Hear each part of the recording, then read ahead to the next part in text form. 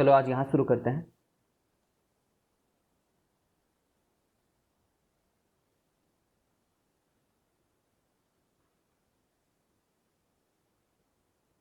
देखो, find the condition that the roots find the condition that the roots of the equation this much may be in AP and hence solve the equation this much, है ना। इस equation के roots AP में कब रहेंगे? तो तुम्हें याद है जब कोई ऐसा क्यूबिक इक्वेशन आ जाता है तो उसके सम ऑफ रूट्स क्या रहते हैं? अगर कोई ऐसा क्यूबिक इक्वेशन है x cube plus b x square plus c x plus d, अगर नहीं पता हो तो बताना ना। तो इसके सम, मान लो इसके जो रूट्स हैं, let roots be alpha beta gamma. Alpha plus gamma कितना होगा? Minus b by a. ठीक है, alpha beta beta gamma plus gamma alpha equal to होगा सी बाई ए, और alpha beta gamma equal to होगा minus d by a. नहीं आता हो तो बताना मेरे को।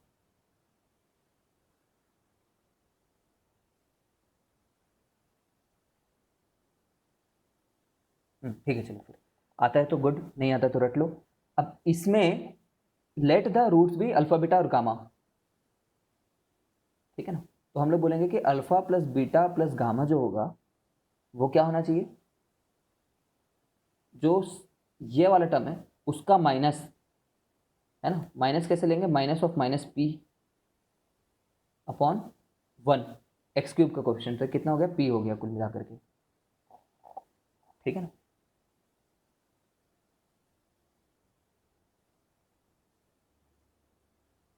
ठीक है, अब याद है तुम्हें क्या हुआ करता था? अगर अल्फा बीटा गामा एपी में है, ए बी गामा अगर एपी में है, तो इसका मतलब क्या होता था?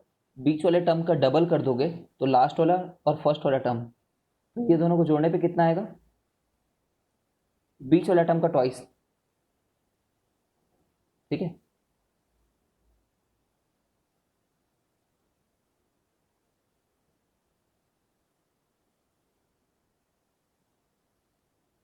तो 3b इक्वल टू पी, कोई भी एक जो रूट है, ठीक है ना, उसका 3 टाइम्स जो वो पी है, ये बात पता चल गया है। And hence solve the equation.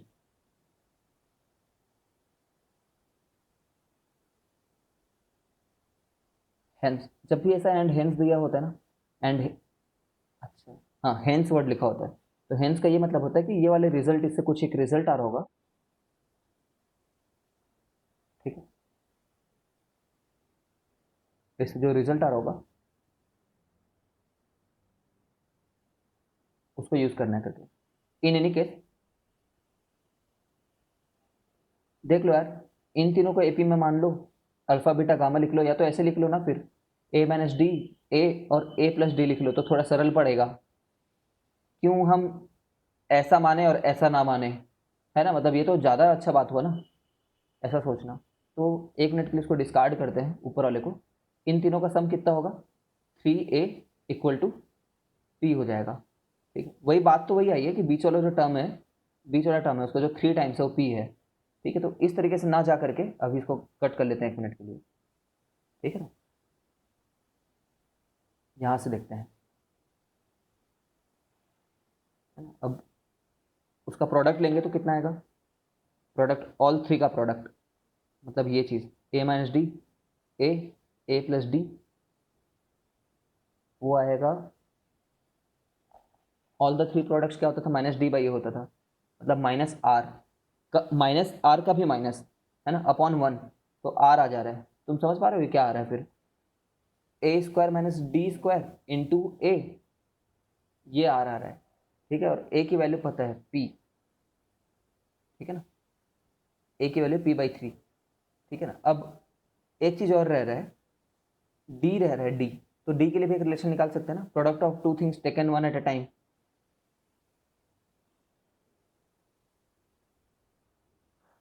Product of two things taken one at a time, तो first term into second term plus second term into third term, plus first and the third term equal to sum of two things taken one at sum of two things taken at a time, है ना। तो c by are, c क्या होता था, x का coefficient होता था, ठीक है। तो q बाई वन, है ना, ये q आ गया। तो एक इक्वेशन ये है, एक इक्वेशन ये है, एक बार p आ रखा है, ठीक है।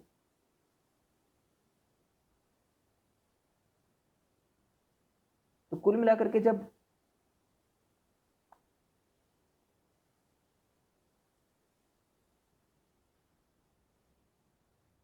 जब ऐसा कोई इक्वेशन दिया होगा, ठीक, कोई भी ऐसा इक्वेशन रहे, और अगर उसके रूट्स एपी में हैं, ठीक है ना, तो सम ऑफ रूट्स पी आने चाहिए, ठीक है। Product of roots two at a time q आना चाहिए, three at a time r आना चाहिए, एज वेल एज ये सब रिलेशन एग्जिस्ट करने चाहिए उसमें, ठीक है। तो ये क्या चीज़ है, ये वाला चीज़, ये चीज़ तो ए स्क्वायर माइनस डी स्क्वायर ही है।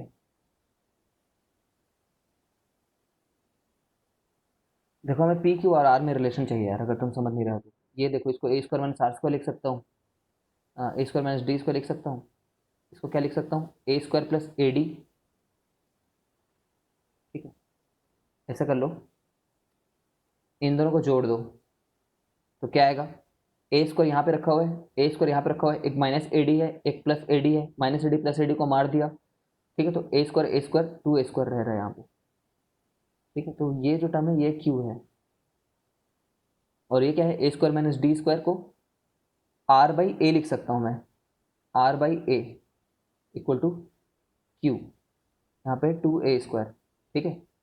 मैं ए को क्या लिख सकता हूँ, ए को पी बाई थ्री लिख सकता हूँ, तो टू पी बाई थ्री का स्क्वायर प्लस आर, ए को लिख सकता हूँ p by three plus q, sorry equal to q. तो पी क्यू आर में ये रिलेशन रहेगा, पी क्यू आर में ये रिलेशन रहेगा, ए और डी में रिलेशन नहीं पूछा है वो, पी क्यू आर में क्या रिलेशन रहेगा पूछा है। तो एक बार देख लेते हैं, ठीक है। वही आया हमारा भी, देखो ये देखो,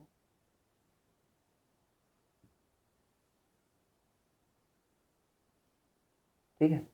अब हेंस सॉल्व द इक्वेशन का क्या मतलब होता है, ये बताओ मेरे को।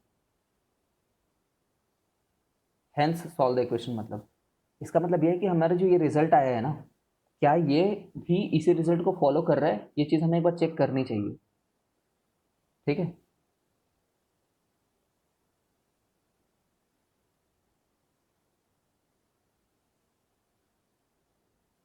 ठीक है, तो ये इस इक्वेशन को अगर सेटिस्फाई कर रहा होगा तो हम लोग ऐसा बैकवर्ड जा करके बोल सकते हैं कि अगर ये इक्वेशन सेटिस्फाइड है तो उसके जो रूट्स हैं वो एपी में होंगे करके।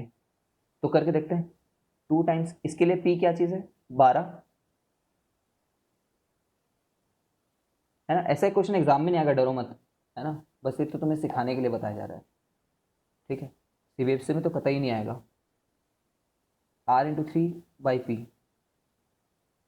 इसमें क्यू क्या चीज़ है, क्यू 39 है, तो 39 आना चाहिए।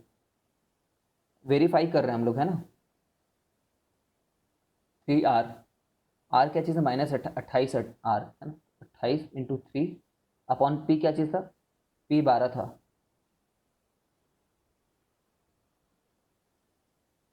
ठीक है ना। तो अगर ये चीज़ 39 आ जाता है, मतलब इसके मतलब ये रिलेशन इस्टेब्लिश हो रहा है, और ये रिलेशन कब इस्टेब्लिश हुआ, जब जो तीन रूट थे वो एपी में थे, ठीक है। तो मैं देखता हूँ ये कितना आ रहा है, तीन चौक चार सात, तीन चार, चार चौक 16, दूनी 32, 32 और 7 39, तो ये वेरीफाई तो हो रहा है। 7 प्लस 7 प्लस 32 39 वेरीफाई हो रहा है, इसका मतलब इसके रूट्स भी एपी में है। अब अगर इसके रूट्स एपी में है तो मैं three a equal to p तो जानता ही हूँ, तो वन ऑफ द रूट्स क्या हो जाएगा, ठीक है ना, वन ऑफ द रूट्स हो जाएगा थ्री इंटू ए। इसके रूट्स क्या कहते हैं देखो ना, ये और ये थे इसके रूट्स, और इस रूट्स के ये सब रिलेशन अभी भी वैलिड हैं,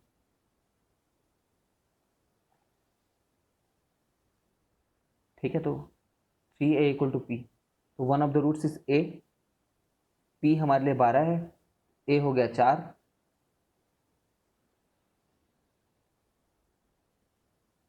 ठीक है, देख रहे हो ना, ये 4 आया। फिर D निकालना है तो तुम यहाँ से निकाल लो, कोई भी एक रिलेशन से D निकाल लो।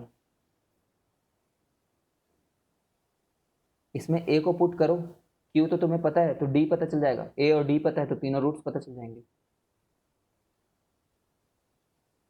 अब मुझे लगता है तुम काफ़ी कंफ्यूज हो गई हो कि आखिर हो क्या गया यहाँ पे, तो फिर से समझाता हूँ मैं।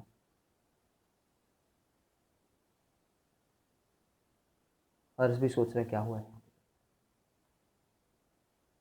देखो क्वेश्चन में ना उतना क्लियरली मेंशन्ड नहीं है कि क्या पता करना है, देखना ना क्वेश्चन में क्या लिख रखा है, find the condition that the roots of the equation are in AP. AP में रहने के लिए तो कौन से कंडीशन पता करें भाई, कुछ तो पता नहीं है, तो हमने गेस किया कि हो सकता है पी क्यू और आर के बीच की कंडीशन पूछना चाह रहा हो, पी क्यू और आर आपस में कैसे रिलेटेड हैं। तो मैंने बोला कि let the roots are this three things, तो जब उनका सम करोगे तो ये आ जाएगा, तीनों का प्रोडक्ट करोगे तो ये आ जाएगा, इस रिलेशन के चलते। ऐसे करते करते मैंने ए और डी को हटाया, सिर्फ वो रिलेशन में पी क्यू और आर नहीं मैंने चाहा, तो पी क्यू और आर में वो रिलेशन आ गया।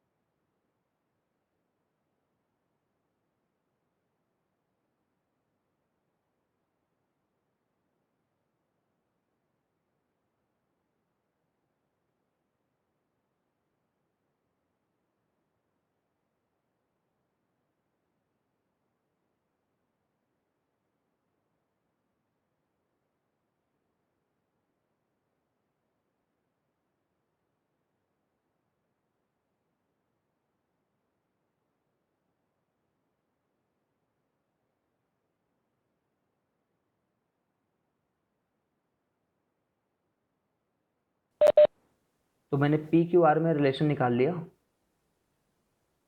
और पी क्यू आर में जैसे रिलेशन निकाला मैंने,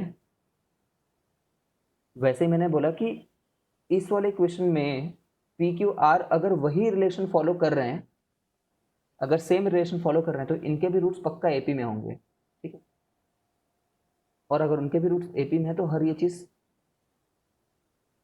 फॉलो करेंगे, उसके हिसाब से मैंने सॉल्व कर लिया। घर पे बैठ करके आराम से करके देखने पर, ठीक है, थोड़ा लेंदी है क्वेश्चन बट देखो इसको देखो, इफ log 3 log ये log to the base 3 log and log to the base 3 ये are in AP, लॉगरिथम आता है कि नहीं एक बार बताओ मेरे को कमेंट में, r in AP determine x, AP बोल रखा है,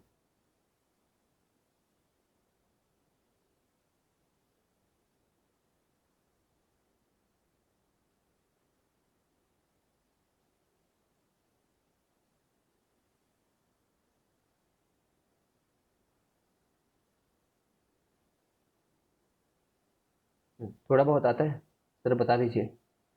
चलो अनुषा तुम तो सिर्फ लॉग के ये प्रॉपर्टीज देखो, ज़्यादा लॉग नहीं जानना चाहिए हमें, मतलब जानने की ज़रूरत है हमें, हमें सिर्फ लॉगरिदम की ये सब प्रॉपर्टी आनी चाहिए। अभी जितना बस चाहिए उतना ही बताऊंगा, है ना। जैसे मान लो इफ़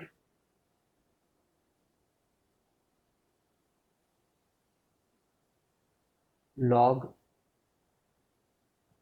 इक्वल टू सी लिख रखा है, देन बी को ए टू द पावर सी लिख सकते हैं, है ना, और वाइस वर्सा। ज़्यादा डीप में नहीं जा रहा है क्योंकि हमें ये चैप्टर पढ़ना है।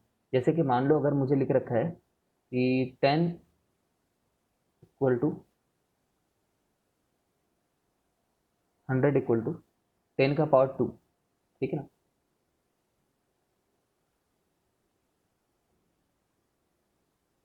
ऐसे लिख रखा है, मान लो log to the base 10 into 100 equal to 2 लिख रखा है।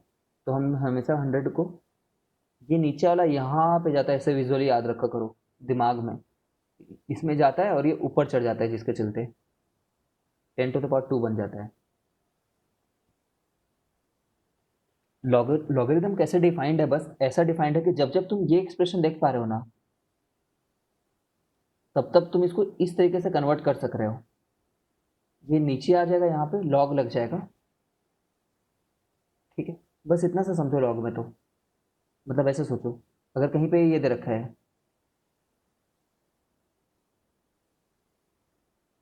1000 इक्वल टू 10 का पावर 3, ठीक है, तो मैं दोनों साइड अगर मैं लॉग अप्लाई करूंगा ना, दोनों साइड लॉग अप्लाई कर सकते हैं, तो ये जो चीज़ है इसको मैं 3 log 10 लिख सकता हूँ। ये सब बेसिक बातें पता होगी यार, बहुत लंबा लेक्चर लिया गया होगा इन सब बातों के ऊपर में तुमने। Log,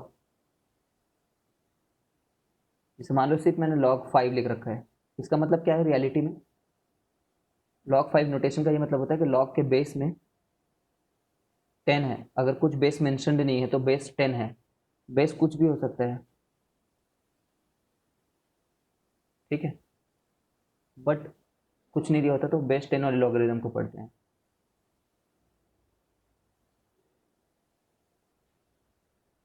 log x to the power m है, तो इसको मैं m log x लिख सकता हूँ, ये बात पता है क्या।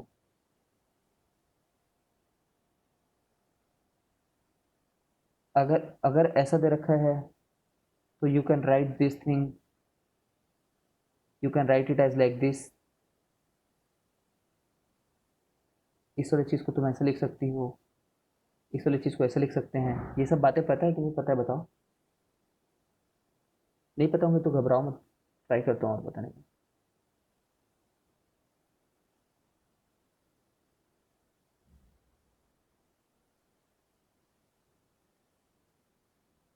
थोड़ा सा और बेसिक पे चले जाते हैं, चलो कोई बात नहीं, थोड़ा सा और बेसिक पे।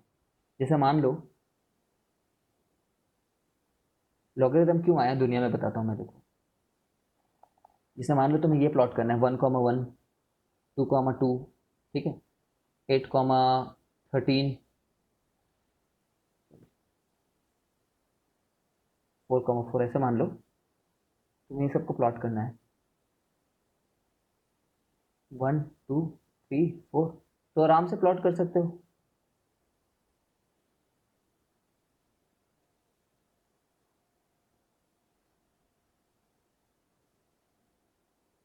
ठीक है, सिमिलरली तुम्हें अगर ये सब प्लॉट करना है 1,10 5,15, ठीक है, 4,30, तो इसको भी प्लॉट कर सकते हो, कहीं पे हो रहा होगा ये 1 है, यहाँ पे कहीं पे 10 हो रहा होगा, ये 5 है, यहाँ कहीं पे 15 हो रहा होगा, ये 4 है, यहाँ कहीं पे 30 हो रहा होगा, ठीक है। बट अगर मैं तुम्हें बोलूँ ये प्लॉट करो 1 1 2 5 3,000 4 10 लाख, ठीक है ना। अब इनको प्लॉट करना बहुत मुश्किल है क्योंकि इनमें क्या है, वैल्यूज उतने भी ज़्यादा दूर दूर नहीं थे, तो एक्सिस मार्क करना सरल था, समझ रहे हो। बट यहाँ पे बहुत टफ है। कभी हमें 1,1 भी प्लॉट करना है, कभी 2,5 भी करना है, ठीक है। और 3 से तो भाई ये 5 था, तो 1000 कहाँ पे होगा? कहीं बहुत दूर जा करके होगा, ऊपर में। समझ रहे हो? पॉपुलेशन ग्रोथ ऐसी होती है ना, ये बात समझते हो क्या? पॉपुलेशन बढ़ती है तो बहुत ज़्यादा रेट से बढ़ती है। ह्यूमन पॉपुलेशन है ना, ह्यूमन पॉपुलेशन बहुत कम थी, बहुत कम टाइम में बहुत ज़्यादा बढ़ गई है। टाइम स्केल पे देखें तो, है ना, मतलब जियोलॉजिकल टाइम स्केल पे आज से मान लो 20,000 साल पहले, 30,000 साल पहले काफ़ी कम रहे होंगे, हो सकता है 40,000 साल पहले कुछ हज़ार रहे होंगे। ठीक है, फिर उसके बाद में थोड़े ही दिन में बहुत ज़्यादा पॉपुलेशन बढ़ गई हमारी, है ना। हज़ार से आज करोड़ों में हैं हम लोग, बिलियंस में इनफैक्ट, सॉरी, हाँ बिलियंस में, 7 बिलियन है हमारे आज पॉपुलेशन। तो सोचो 1000 भी उसी एक्सिस में प्लॉट करना है हम लोग को, बिलियन भी उसी एक्सिस में प्लॉट करना है, तो दिक्कत होती थी। तो हम लोग क्या करते थे, जो नंबर बहुत ज़्यादा बढ़ते रहते हैं ना, उनको प्रॉपरली रिप्रेजेंट करने के लिए,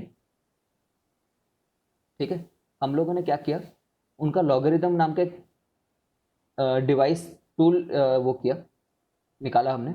जैसे मैंने बोला कि कोई बंदा अगर मेरे को 1,1 प्लॉट करने के लिए बोले, ठीक है, 2,10 प्लॉट करने के लिए बोले, 3,100 प्लॉट करने के लिए बोले, 4,1000, तो मैं वैसे तो नहीं कर सकता।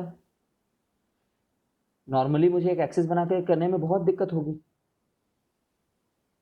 ठीक है ना। कहीं यहाँ 1 लूँगा तो यहाँ 1 रहेगा, 2 लूँगा तो 10 आ जाएगा, फिर 3 लूँगा तो इस एक्सिस से ही बाहर हो गया, 4 में तो फिर पता नहीं दूसरे पेज में पहुँच गया होगा। ठीक है, लेकिन मैं बोलता हूँ कि अगर कोई मेरे को ये प्लॉट करने के लिए बोले, वन, सिंपल एग्जांपल लेने के लिए ये दे देते हैं, तो मैं, अगर कोई मेरे को ये प्लॉट करने के लिए बोले, अगर 2,2, 3,3, 4,4, तभी एक ही एक्सिस में प्लॉट हो सकता है अब। ठीक है ना, अभी एक एक्सिस में प्लॉट हो सकता है। लेकिन तुम रिलेशन समझ रहे हो, मैंने एक ऐसा फॉर्मूला बनाया जिससे मैं 10 को 1 बोल दे रहा हूँ, जिससे मैं 100 को 2 बोल दे रहा हूँ, जिससे मैं 1000 को 3 बोल दे रहा हूँ, जिससे मैं 10,000 को 4 बोल दे रहा हूँ। मैंने एक ऐसा टूल बना दिया है, और वो टूल का क्या नाम है, लॉग ऑफ लॉग बेस 10, है ना। ये टूल क्या करता है,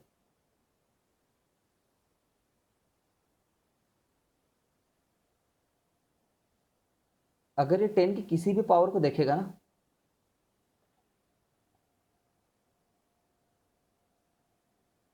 देखते जाओ अभी तो, अगर ये 10 की किसी भी पावर को देखे तो ये बोलेगा ये 2 टाइम्स लॉग 10 है ना, और इसकी वैल्यू जो है वो 1 आती है।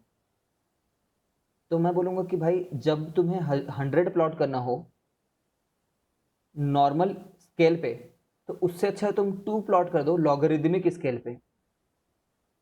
मैं यहाँ पे लॉग, है ना, लॉग वाई प्लॉट कर रहा हूँ, और यहाँ पे मैं एक्स प्लॉट कर रहा हूँ। तो देखो, ये एक्स को हम लॉग वाई प्लॉट कर रहे हैं अब।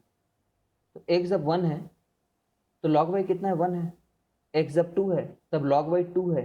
अब कोई बंदा इसको देख करके समझ जाएगा, जिसने लॉग पढ़ रखा है, ये 1,1 नहीं है असली में, ये 1,10 है करके। ये बोलेगा ये 2,2 नहीं है, ये 2,100 है असली में, रियलिटी में, ऐसा करके बोलेगा वो। ठीक है, तो लॉग का कॉन्सेप्ट कहाँ से आता है कि अगर a to the power b अगर सी है ना, if then we can write, अगर ऐसा होता है तो देन,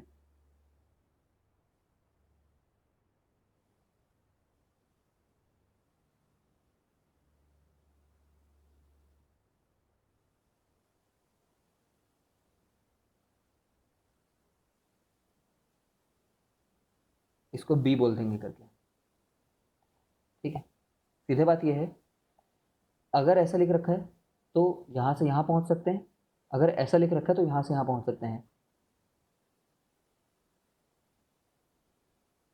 जैसे कि देखो 10⁻²= 100 होता है ना, ठीक है। तो इससे कंपेयर करो इस चीज़ को, मैं बोलूँ कि लॉग 100 लेना चाहूँ मैं, टू द बेस 10, लॉग 100 लेना चाहूँ मैं टू द बेस 10, तो उसका वैल्यू क्या होगा, 2 होगा। सिमिलरली क्या कर सकते थे, 10⁻1 को 10 बोल सकते थे। फिर से इसे कंपेयर करो इससे, सी सी सी है ना, तो मैं लॉग अगर 10 लेना चाहूँ, ए ए ए टू द बेस 10, तो वैल्यू क्या होनी चाहिए, 1। इस तरीके से ना लॉग को डिफाइन किया गया है ना। लॉग इज अ टूल जिसको डिफाइन किया हमने खुद है, ठीक है, हमने खुद ही बनाया है इस टूल को।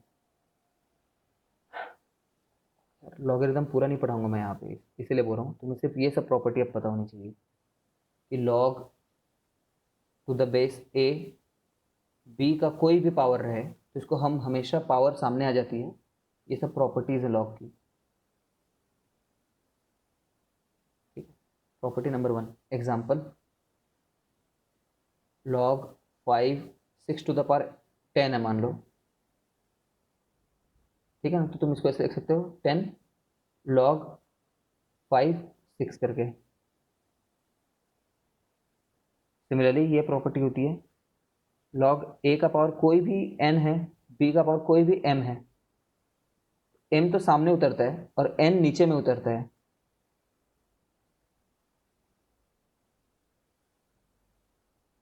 ठीक है। ये सभी बातें उस समय पढ़ा होता है हमने, जैसे कि चलो ये करके देख लेते हैं।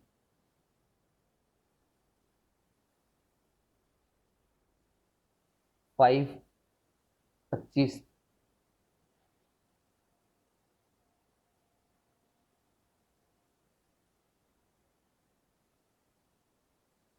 5 स्क्वायर इंटू 625 कर लेते हैं मान लो, कितना आएगा कोई जानना चाहता है मान लो, ठीक है। ये पता होगा, अगर तुम्हें पता होगा तो लॉग ए 1 होता है करके, ठीक है। तो हम लोग इसको कैसे सॉल्व करेंगे, सॉल्व, ये कितनी वैल्यू है बोल दूंगा मैं, कितना आएगा, इसका आंसर कितना है, ये कितना बड़ा एक्सप्रेशन है, तो तुम बोलोगे कि लॉग 5 स्क्वायर और ऊपर में क्या रख रखा है 5 का पावर 4, तो पहले तो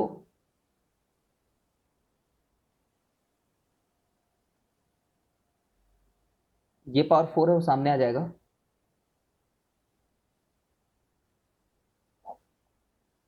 मुझे दिक्कत हो रही है यार तुम्हें समझाने में चीज़, क्योंकि या तो पूरा लॉग पढ़ाना पड़ेगा, कैसे करूँ मैं।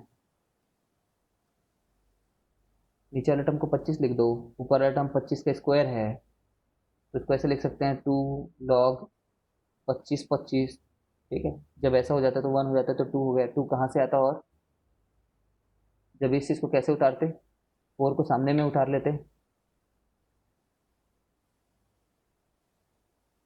है ना, इसको सामने उतार लेते और इसको नीचे उतार लेते, 5/5 हो जाता, ठीक है। तो ये आ जाता 2 × 1। चलो ऐसा करते हैं हमेशा हम ना इस लॉगरिदम को किसी और दिन के लिए छोड़ते हैं। क्विकली मैं तुम्हें बता देता हूँ कि अगर लॉग ए बी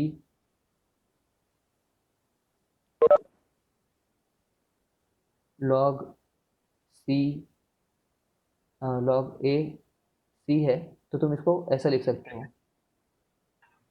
ठीक है।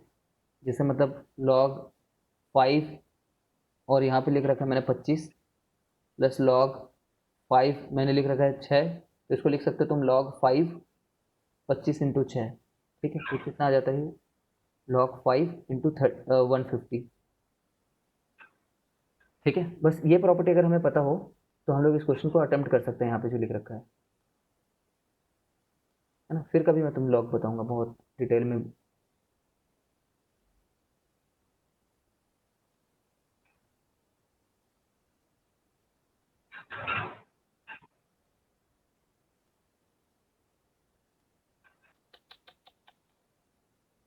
कुछ और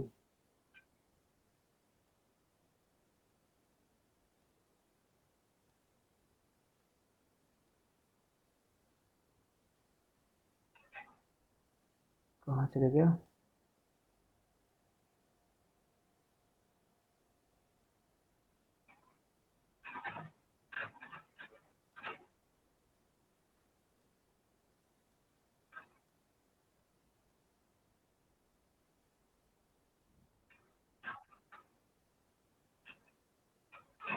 किसी का माइक ऑन है यार, बंद कर लो एक बार।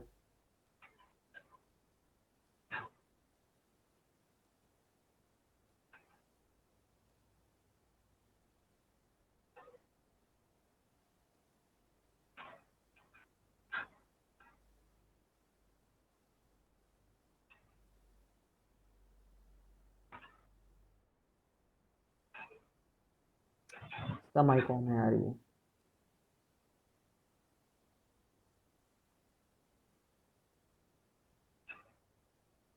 यशवर्धन तुम्हारा माइक ऑन है यार, बंद कर लो।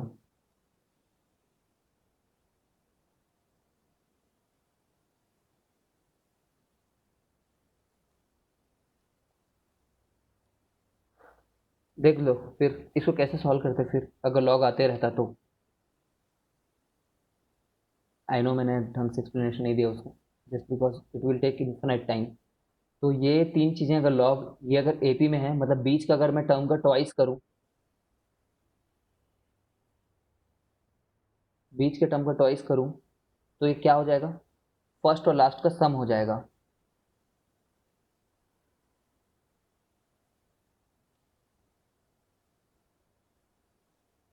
ठीक है, जब ये सम रहते हैं और बेस अगर सेम है तो बेस को वैसे ही रहने दो और इनका प्रोडक्ट ले लो, 2 × 2⁻x - 7/2। ठीक है, और ये जो जो सामने उतरे इसको यहाँ पे चढ़ा सकते हैं क्योंकि इसको यहाँ पे ला सकते थे, एक ही बात है। ठीक है, तो log बेस 3 2 × x - 5 का पावर 2 हो गया। ठीक है, अब क्योंकि बेस सेम है तो कंपेयर कर सकते हैं। ठीक है, याद रखना log a b, अगर log a c दे रखा है ना तो b c है करके हम लोग कंपेयर कर सकते हैं। मतलब 2x - 5 का होल स्क्वायर जो है वो 2 × 2x - 7 है करके। ठीक है, 7/2 को कट कर दिया। ठीक है, अब इसको सॉल्व करना है हमें 2x के लिए, है ना, डिटरमाइन x बोल रखा है, कौन सी ऐसे x वैल्यू होगी। तो ये तो एक क्वाड्रेटिक इक्वेशन है ना, बनाया होगा तुमने ऐसे क्वेश्चन पहले भी। क्वाड्रेटिक इक्वेशन है ये, 2 × 2x + 25 - 10 2x = 2 × 2x, 2x मतलब 2 × x। ठीक है, ऐसे। तो इसको जब लेफ्ट साइड में लेकर के जाएंगे, इसको y बोल देंगे मान लो, तो ये y का स्क्वायर है, ये 10 और 2 12 बन जाएगा, तो -12y हो गया, 25 और 7 34 बन जाएंगे।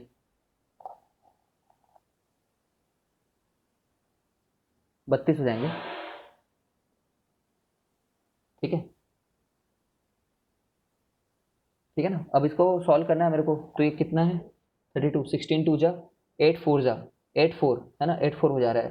तो y - 8 y - 4 = 0। तो y 8 हो गया या फिर y 4 हो गया। तो y जो कि ये था, या तो ये 8 है या तो y 4 है। ठीक है, तो x या तो 3 आ रहा है, ठीक है ना,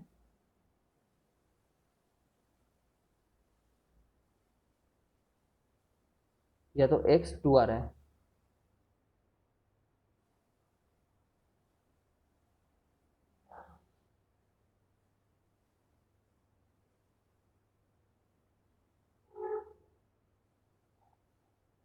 इनका सोल्यूशन देखते हैं।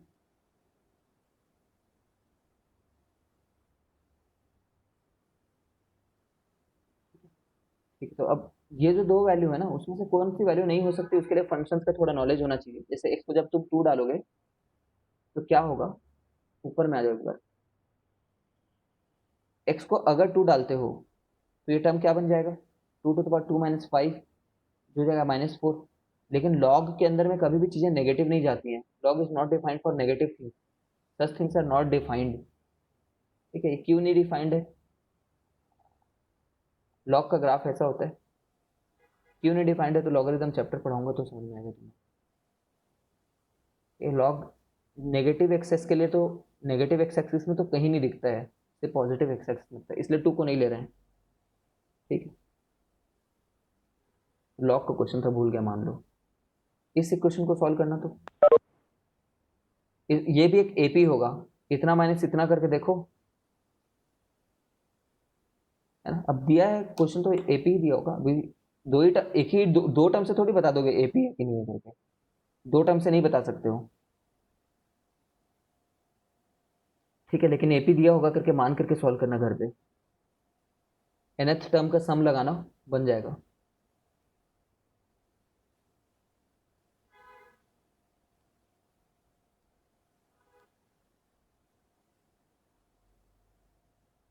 ये वही चीज़ है यार, बार बार।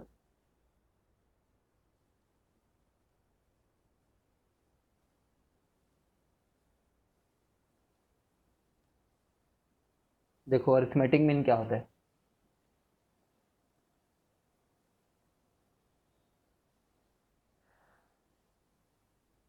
अरिथमेटिक मीन क्या होता है, देखो जैसे बोल रखा है कि जैसे 1, 4, 7 ये तीन टर्म एपी में है ना, तो इनमें जो बीच वाला टर्म है ना वो इनका अरिथमेटिक मीन कहलाता है। जैसे मीन मतलब एवरेज भी होता है, बात जानते हो क्या? मीन मतलब एवरेज होता है। तो अगर मैं बोलूँ कि तुम्हें 1 और 7 का एवरेज क्या है, फाइंड एवरेज ऑफ 1 and 7, तो तुम क्या बोलोगे? 1 + 7/2। तो वही बीच वाला टर्म है, वही बोल रहे हैं ना, कब से यही बोल रहे हैं हम लोग। ए बी सी में A+C का एवरेज अगर लोगे तो बी आ जाएगा। ये रिलेशन हम पहले ही जानते हैं। A+C 2B है, कहाँ से आता था? B-A = C-B करने से आता था। ठीक है, हर बार वही बोल दिए। तो arithmetic mean, what do mean by arithmetic mean?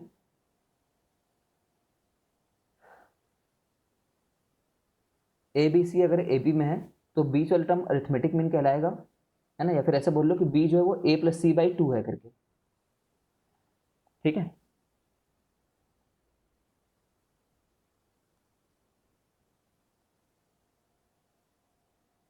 अब एक बात ध्यान दो, अगर मैं तुम्हें एपी से रिलेटेड ना भी बोलूँ ना, अगर मैं बोलूँ 1, 2, 3, 3, 6 ये 5 नंबर है, फाइंड मीन करके, तो कैसे निकालते?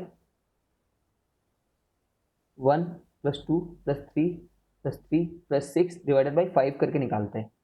ये मीन होता है इसका, है ना। बट अभी अरिथमेटिक चैप्टर में अरिथमेटिक मीन के बारे में पढ़ रहे हैं बस। ठीक है, अरिथमेटिक मीन किसको बोलते हैं करके। अरिथमेटिक मीन तो सरल है रिलेटिवली, मतलब अरिथमेटिक मीन सरल नहीं है, बट आगे जाकर के तुम क्या देखोगे बता दे रहा हूँ पहले ही। आगे जाकर के देखोगे तुम ऐसे टर्म को भी अरिथमेटिक मीन बोल देते हैं। अरिथमेटिक मीन तभी भी डिफाइन होता है, तब भी अरिथमेटिक मीन जैसा टर्म लाते हैं जब चीज़ें एपी में ना हो। बट राइट नाउ सिर्फ एपी के कंटेक्स्ट में, जब एपी एपी को पढ़ रहे हैं, तो अरिथमेटिक मीन किन को बोलते हैं ये जानना चाह रहे हैं हम लोग। ठीक है,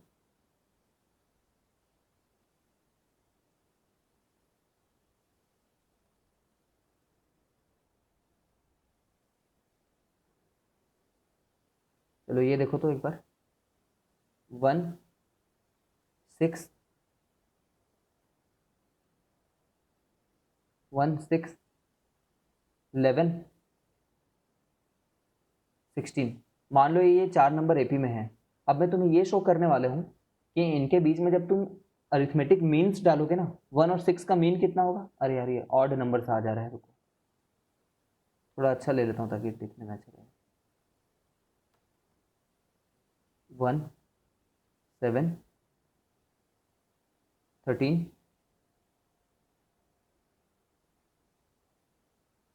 19 एंड सो ऑन। तो मान लो ये केपी है। अब मैं तुम्हें बोल रहा हूँ कि 1 और 7 का अरिथमेटिक मीन को डालो तो बीच में करके, तो 1 और 7 का अरिथमेटिक मीन होगा 4, क्योंकि 1 + 7/2, 7 + 13/2 कितना होगा 10, 13 + 19/2 कितना होगा इसके बीच में 16, है ना। अब देखो अगर मैं 1, 4, 7, 13, 10, 1, 4, 7, 10, 13, 16, 19 को लिखूँ ना, तो ये नया एपी है ये, समझ रहे हो। ये एक नया एपी है जो फिर से अब मतलब ये नया सीरीज भी एपी में ही है ना। एक बार डिस्कनेक्ट होकर कनेक्ट हो सकती है।